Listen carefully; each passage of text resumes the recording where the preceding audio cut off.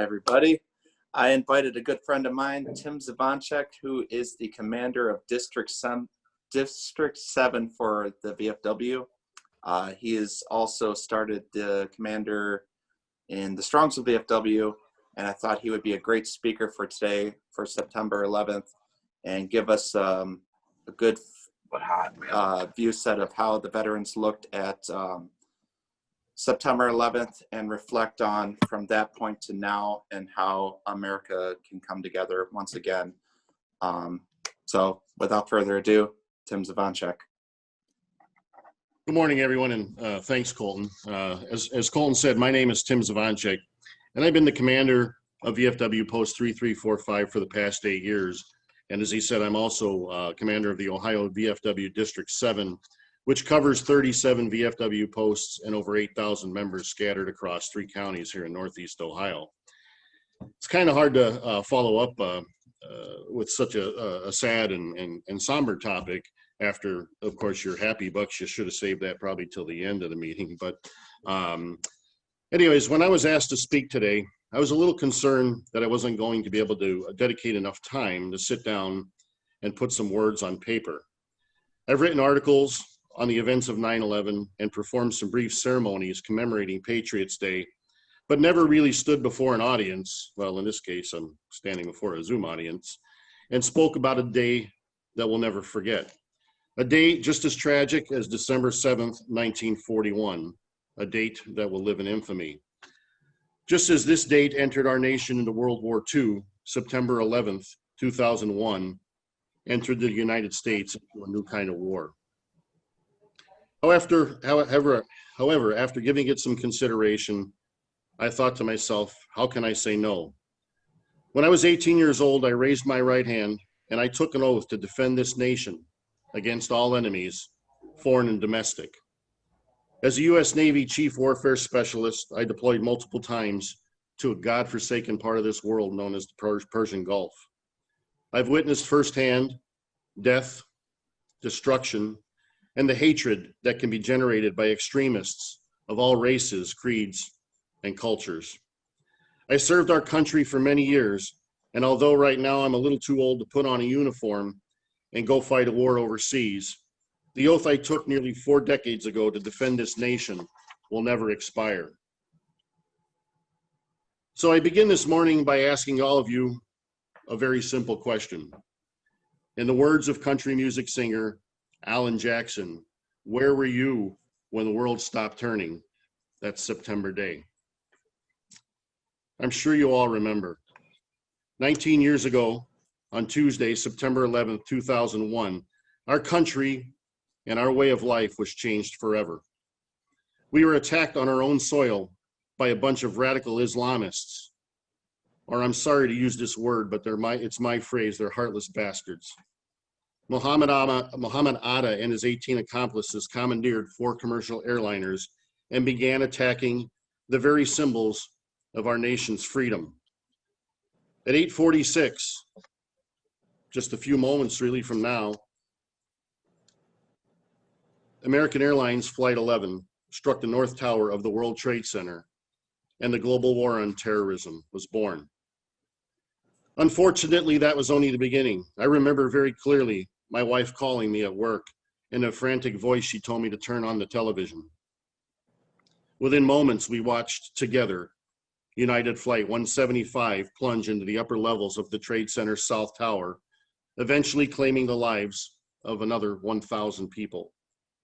At 9:37 a.m., American Airlines Flight 77 penetrated the symbol of America's military might, the Pentagon, and took the lives of 189 more. And then moments later, United Flight 93, was heroically battled by the passengers and crew, and although it exploded in a field in Shanksville, PA, it was kept from crashing into targets in Washington, D.C., and prevented death of more. This act of terrorism on our soil took over 3,000 innocent victims and the lives of the 19 cowards who committed them. In addition to the civilians and the first responders killed on this day, over 7,000 U.S. servicemen and women have made the ultimate sacrifice while fighting terrorism throughout the world. As we look back on the day the world stopped turning, please remember those who lost their lives on this tragic day. The businessmen and women, the bank tellers, the flight attendants, the children, New York City police and fire departments.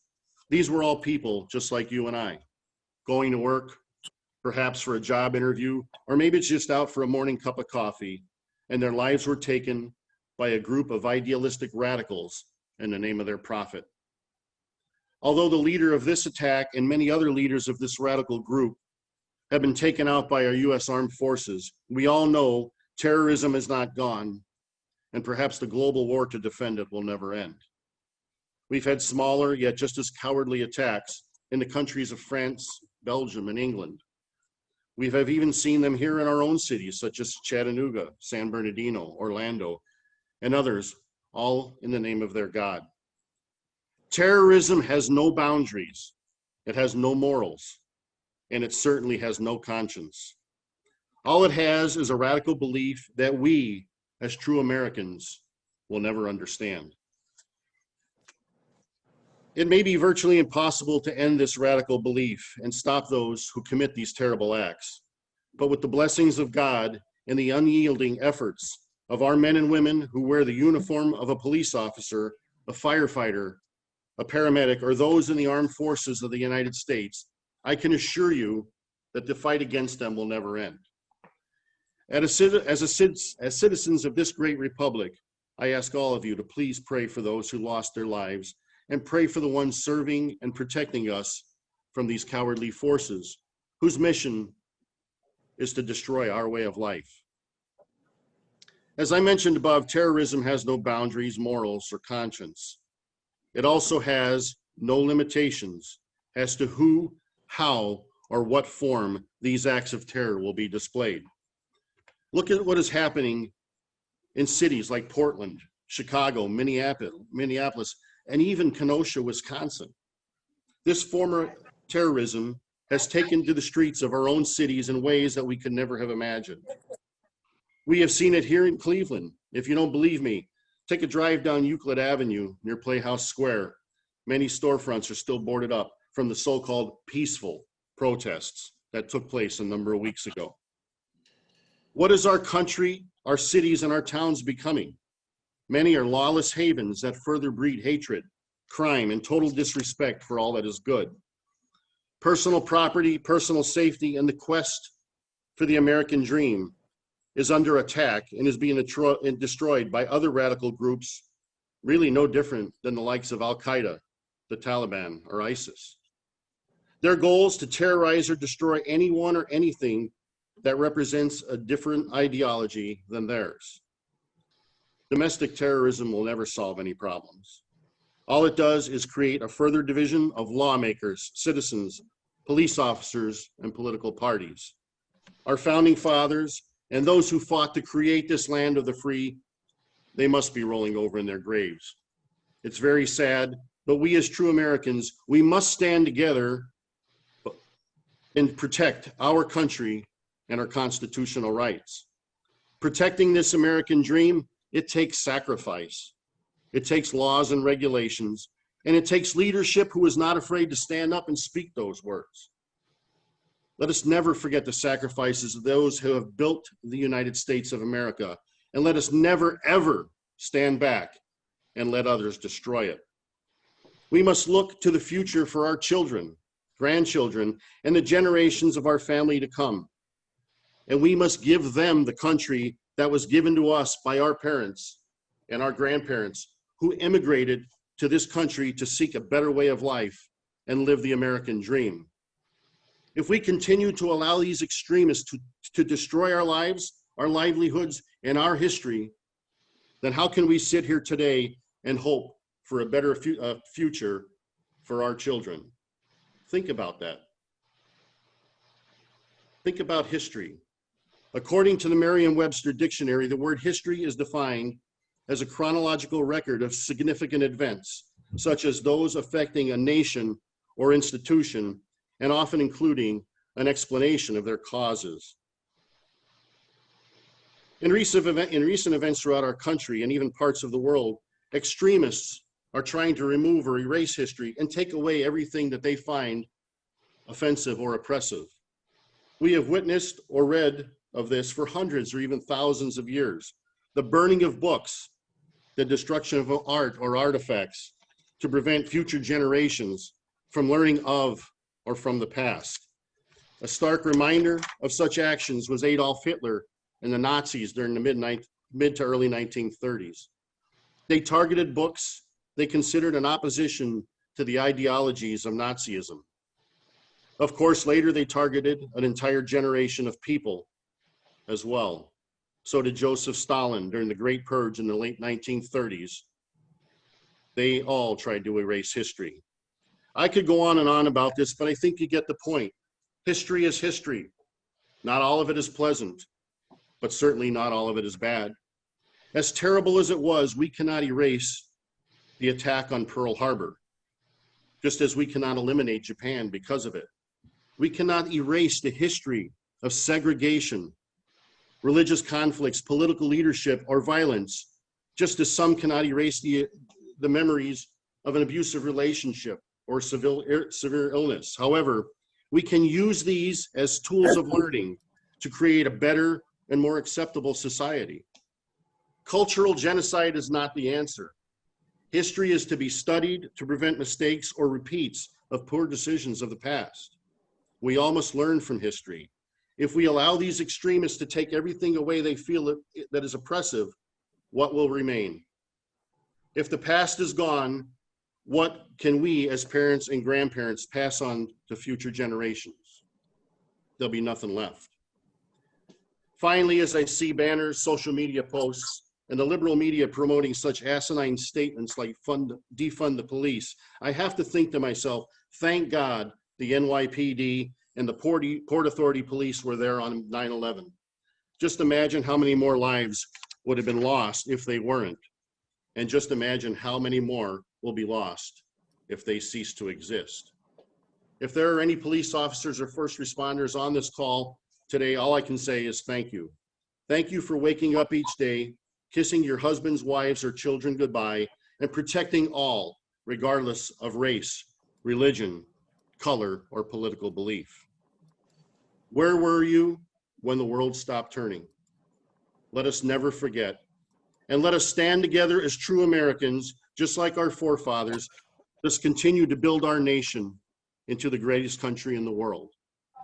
I thank you for your time, your dedication as Rotarians, and I ask God to bless you. In the words of an old sailor, I wish you all fair winds and following seas, and I pray that God continues to bless the United States of America. Thank you. Thank you, Tim. Thank you very much. All right. I wish everybody a good week. I want one thing just to remember after this tragic day on September 11th, as a country, we did come together. We all, after the shock, we all came together as a country. We all loved each other. I don't know if that's the right word, but everybody came together. Keep that in mind as you go through the weekend. Bring back that part of you. I know most Rotarians are like that. So keep that in mind, and I wish everybody a good weekend. So if we can finish with the 5-way test, if you unmute your microphones. Does anybody have any questions for Tim? All right. Yeah, All right. I have a question really quick. Sure. Hey, Tim, can you tell us how you can join the VFW as, you know, as a member, just so people are reminded? Because Mary and I were able to join through her father, and it's been a great experience. So to be a regular, what we refer to as a regular member of the VFW, which is technically, I suppose, a veteran member, you have to have served in a foreign conflict. You have to have served basically in the theater of operation. So if you have served in Vietnam, Korea, the Persian Gulf, unfortunately, we don't have too many World War II veterans left, but there still are some out there. But then you can join this organization as a regular VFW member. If your father, mother, children, grandfather, or a direct family member served in one of those conflicts, you can join the auxiliary of this organization. Thank you. Do you need any kind of documentation, Tim, that you're, You do. You would need a DD 214 of either of your, which is the discharge papers of obviously yourself or your family member, and showing that this is your grandfather or your father or daughter or whatever the case may be. how do you get that? If someone's been on for a while. Well, you can actually go and there is you can request it from the Department of Defense. You can contact us up here, or you can email me your information. Oh. I'll give you my email address. It's cdr.vfw3345@huawei.biz. And if you email me your information, Bernice, I will pass it on to one of my staff members, and they'll contact you and they'll point you in the right direction. Thank you. Welcome. Hey, Tim, Yes. this is Jim. You may want to mention that anyone that's ex-military, also someone that has served in the military but never was any type of theater, they're also eligible to join the VFW. Okay. Well, I don't need to mention it because you just did. So. Never mind. Are there any membership fees associated with joining the VFW? Yes, it's for an annual membership. It's $40 a year. Oh, geez. Tim, do you have any public events at the VFW coming up that people can attend and see what it's like? We have actually tomorrow we do. We have our I think it's our 8th, maybe it's our 9th. I'm not sure. Annual Community Day. And it's not going to be as we have done in the past. Obviously, like we all know, COVID has affected everything, social distancing and so on. But we are having a free community cookout tomorrow from noon to 3. Anybody can come by. If the weather permits, we're going to have a live band outside, and everything will take place outside. If the weather is if it's going to be rainy, we're going to cancel the band and we're just going to have the cookout inside. But everybody and anybody is welcome to come up, have a hot dog, hamburger, walk around our grounds, ask questions, and take a look what the VFW has here. I started this event 8 or 9 years ago to reach out to the community, to really let everybody know what this organization is all about. Typically people think the VFW is a bar where veterans go around or sit around a bar, drink and tell war stories. And of course that does happen, but that's really not that's not the purpose of the organization. We're a veteran service organization, and we reach out to the communities and many veterans in need. And we donate a substantial amount of money every year, and also time to help in, like I said, our communities and veterans. So if you can, stop up anytime tomorrow between noon and 3. Yeah, There's a clam bake on Monday night. The clam bake on Monday night is the Strongsville GOP, and they are renting our property for that event. That's not a VFW event. But the funds will be given to the VFW. Correct. Yes, they're going to be whatever after the cost is everything's covered. They're going to be making a donation to our Veterans Relief Fund. Hey Tim, what is, on a personal note, what is your military background, and what's a day in the life of a commander in the VFW like? My military background is so I served 15 years in the Navy. The first half of my career, I was shipboard. I served in the Persian Gulf, and I was involved in weapons and in gunnery. Then my second half of my Navy time, I served as a reserve chief of police for Naval Air Station Sigonella, Italy, in Sicily. So the life of a commander of a VFW, well, I think my wife might be on this call, so I can't let on too much. Oh, there she is. See? So a VFW commander, this is a voluntary position. Like I said, I've been commander here for the past 8 years, and this past June I took over as commander of District 7. I oversee all operations of the posts. Of course, there's leadership at all these posts, and they report directly to me to make sure that they are operating within the guidelines of state and local laws and regulations, and also conforming to the bylaws of the order itself. So it can be very busy at times, a lot of phone calls, a lot of visits. My territory ranges from Cuyahoga County all the way to the Pennsylvania border, down through Medina County. Thank you for your service. We appreciate Thank you, I it. appreciate it. Tim, I just want to echo and say thank you for everything. We've enjoyed being part of the VFW. We've met so many warm and caring people, and you do a great job in a leadership role there, and you have created a great culture. So thank you. Thank you, appreciate it, Jim, Mary. Yeah, Tim, Yes. this is George Tomko. Hey, On a George. lighter note, have Yes. you restarted your great fish fries? And if so, when are they held?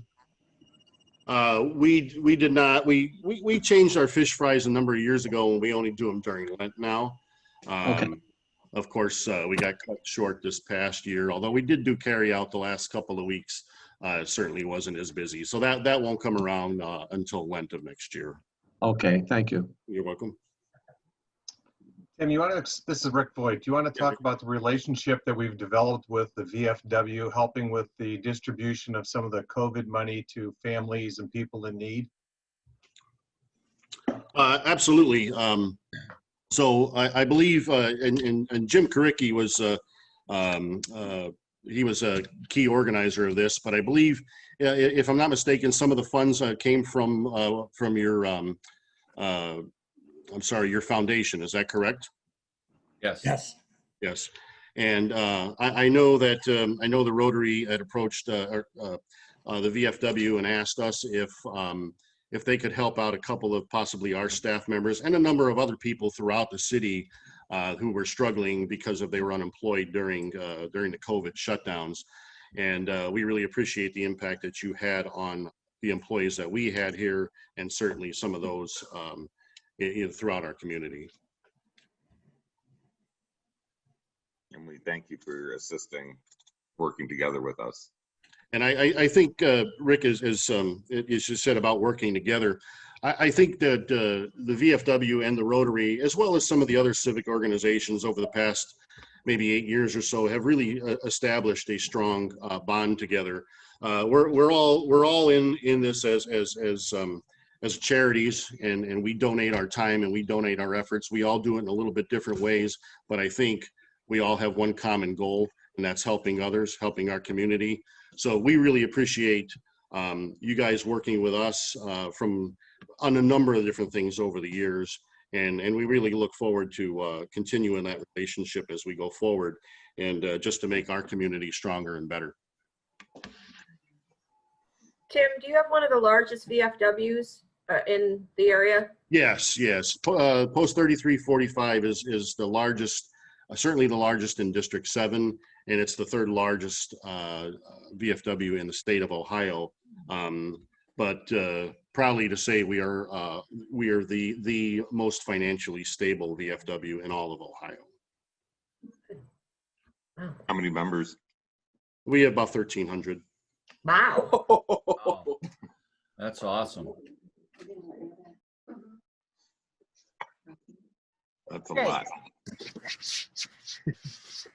Were you coming to my house? Any other questions? Hey, Tim, I noticed you have a pin on your collar there. What is that? That's my district commander pin. Nice. Yeah. This is Bruce Keenan. Tim, I want to thank you for very inspiring comments this morning. And I also want to thank Jim Karicki for his connections between Rotary and the VFW. Jim's worked very hard to build a good relationship. So thanks to him as well. Appreciate that, Bruce. Yes, thank you. Yeah, Jim's done a great job, and like I said, we look forward to continue working with your organization in many years to come.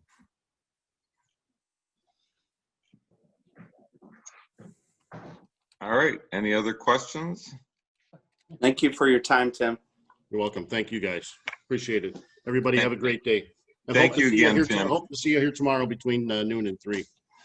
Thank you again, Tim. All right. We appreciate Tim. your time All this right. morning. Have a great day.